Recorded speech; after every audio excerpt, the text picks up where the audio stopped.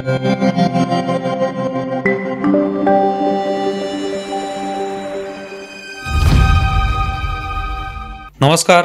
News डंकामध्ये मी महेश विचारे आपल्या सगळ्यांचं मनपूर्वक स्वागत करतो.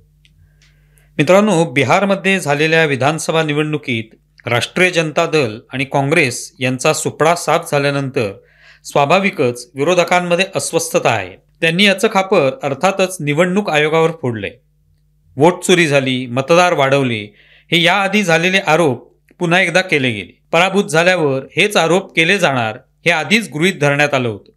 पण तरीही निवडणूक झाल्यावर तशा प्रकारचे आकडेवारी देऊन आपला पराभव कसा केला गेला आहे, आपणच जिंकणार होतो पण काहीतरी घोळ घालून आपल्याला हरवण्यात आलं आहे, असा दावा केला जातोय. आता या संदर्भात काही दावे केले जात आहेत. ते कसे आहेत हे आधी पाहू. काँग्रेसला या निवडणुकीत 6 जागा जिंकता आल्या, पण त्यांची मतदानाची टक्केवारी होती 8.71%.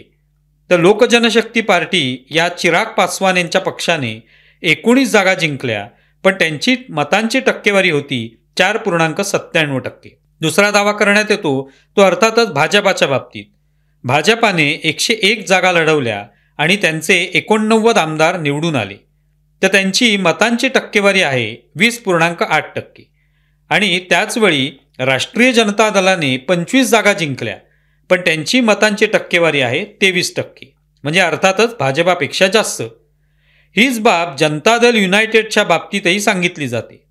जदयूने 101 जागा लढवल्या आणि त्यांचे 85 आमदार निवडून आले आणि त्यांची टक्केवारी राहिली 19.25%. तर राष्ट्रीय जनता दलाने 143 जागा लढवून 25 जागा जिंकल्या, पण मतांची टक्केवारी जदयूपेक्षा जास्त, म्हणजे 23% आहे. हा सगळा निवडणूक आयोगाने किंवा भारतीय जनता पार्टीने NDAने घातलेला घोळ आहे. यात सगळं मॅच फिक्सिंग आहे वगैरे आरोप केले जाऊ लागले. हीच सगळी आकडेवारी सांगत काँग्रेस आणि राजदच्या समर्थकांनी सोशल मीडियावर धुमाकूळ घालायला सुरुवात केली. आपला पराभव झाल्यानंतर अशा आकडेवारीच्या साहाय्याने गोंधळ माजवायचा आणि आपल्यावर कसा अन्याय झाला हे सांगण्याचा प्रयत्न करायचा, हेच ठरलंय. त्यामुळे बिहारच्या निवडणुकीत हरल्यानंतर आपल्यावर अन्याय झाला, निवडणूक आयोगाने घोळ घातला, अशा प्रतिक्रिया अपेक्षित होत्या. काँग्रेसचे प्रवक्ते पवन खेरा यांनी तर ही निवडणूक आयुक्त ज्ञानेश कुमार यांच्या विरोधातच असल्याचं सांगून हसं करून घेतलं. ही आकडेवारी टाकून कसा निवडणुकीतील विजयाचा घास आमच्या तोंडून हिरावून घेतला हे सांगताना कुणी किती जागा लढवल्या हे लपवलं गेलं किंवा त्याचा जाणीवपूर्वक विचारच केला गेलेला नाही. भाजपाचे 89 जिंकले, पण 20% मतं आणि राष्ट्रीय जनता दलाचे 25 जिंकले, पण मतं मिळाली 23%. मग असं कसं झालं? मतं जास्त पडूनही आम्ही हरलो कसे, असा कांगावा केला गेला. यातच खरी गोम लपलेली आहे. मुळात भाजपाने 101 जागा लढवून 89 जागा जिंकल्यात, पण राष्ट्रीय जनता दलाने 25 जागा जिंकल्या असल्या तरी त्यांनी जागा किती लढवल्या आहेत? 143. म्हणूनच जेवढ्या जास्त जागा तेवढे अर्थात मतदार वाढले. भाजपापेक्षा राजदकडे 42 जागी जास्त मतदार आहेत. मग ती टक्केवारी वाढणार नाही तर काय होणार? नितीश कुमार यांच्या जदयूने 101 जागा लढवल्या, त्यांचे 85 आमदार निवडून आले. पण तेजस्वी यांच्या राजदने 143 जागा लढवल्या, मग नितीश यांच्या पक्षापेक्षा त्यांच्याकडे 42 जागा जास्त नाहीत का? मग तिथल्या मतदारांची संख्या वाढणार नाही का? हे साधं गणित कुणी लक्षात घेतलेलं नाही. तीच बाब काँग्रेस आणि लोकजनशक्ती यांच्या बाबतीतही आहे. चिराग पासवान यांच्या लोकजनशक्तीने 28 जागा लढवल्या आणि जिंकले किती? 19. काँग्रेसने 61 जागा लढवल्या आणि जिंकल्या 6, पण त्यांची टक्केवारी किती? तर काँग्रेसची 8.71 आणि लोकजनशक्तीची त्यापेक्षा कमी, म्हणजे जवळपास 5%. ज्यांनी जास्त जागा लढवल्या त्यांच्या खात्यात अर्थातच जास्त मतदार येणार, पण नरेटिव्ह तयार करण्याचा सपाटा बिहारमधील पराभूत पक्षांनी लावलेला आहे. आम्ही जिंकलोच होतो, पण आम्हाला हरवण्यात आलं आहे, हे घ्या आकडे, असं करत ही आकडेवारी फेकण्यात आलेली आहे. सर्वसामान्य माणसाला मतांची टक्केवारी आणि जिंकलेल्या जागांवरून घोळ असल्याचा भास नक्कीच होऊ शकतो, पण तो तसा नाही आहे हे लक्षात घ्यावं लागेल. दुसरा दावा करण्यात येतो तो SIR ही योजना आखण्यात आल्यानंतर बिहारमधील मतदारांची एकूण संख्या 7,42,00,000 इतकी होती. प्रत्यक्षात जेव्हा मतदान झालं तेव्हा महिला आणि पुरुष मिळून 7,45,00,000 इतके मतदार होते. असं निवडणूक आयोगाने जाहीर सुद्धा केलेलं आहे. मग हे 7,42,00,000 मतदारांचे 7,45,00,000 मतदार झाले कसे? जवळपास 3.25 लाख मतदार वाढले कसे? याचा अर्थ निवडणूक आयोगाने काहीतरी घोळ घातला आहे. भाजपा जदयूच्या खात्यात मतं घातली आहेत असा भ्रम पसरवण्यात आला.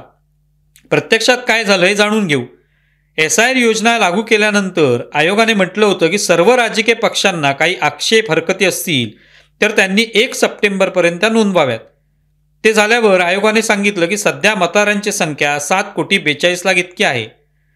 30 सप्टेंबरलाही जेव्हा आयोगाने मतदारांची संख्या जाहीर केली तेव्हा ती 7,42,00,000 इतकीच होती.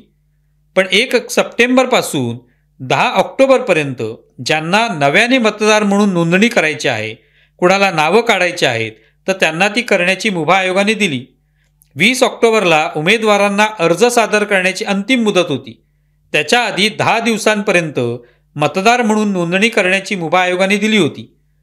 30 सप्टेंबरला जेव्हा 7,42,00,000 इतके मतदार असल्याचं पत्रक आयोगाने काढलं, त्याचा आधार घेत काँग्रेस राजद यांनी दावा केला की बघा, प्रत्यक्ष मतदान झालं तेव्हा मतदारांची संख्या 7,45,00,000 आहे. मग हे मतदार वाढले कसे? त्यावेळी आयोगाने 1 सप्टेंबरपासून 10 ऑक्टोबरपर्यंत मतदार नोंदण्याची जी मुभा दिली होती तिचा विसर या विरोध करणाऱ्या सगळ्या पक्षांना पडलाय.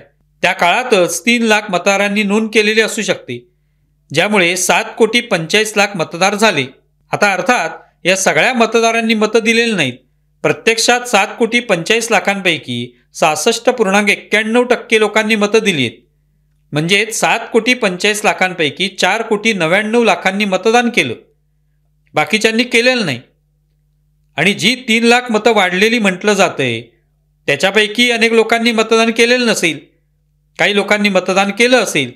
त्यामुळे मतं चोरली हा आरोप अशा पद्धतीने खोटा आणि बिनबुडाचा असल्याचं सिद्ध होतं.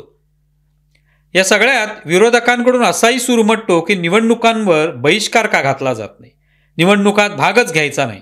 हा प्रयत्नही त्यांनी करून पाहायला हरकत नाही. पण आता हे आरोप होऊनही सगळ्या निवडणुकांची तयारी विरोधक करतायत. नगरपंचायत, जिल्हा परिषद वगैरे निवडणुकांची घोषणा झालेली आहे. त्यासाठी सगळे कामाला लागलेत. जर EVM, निवडणूक आयोग या सगळ्यांवरच संशय आहे तर मग निवडणूक लढवायचीच कशाला? पण कसलं काय, सगळे निवडणुकीची तयारी करतायत.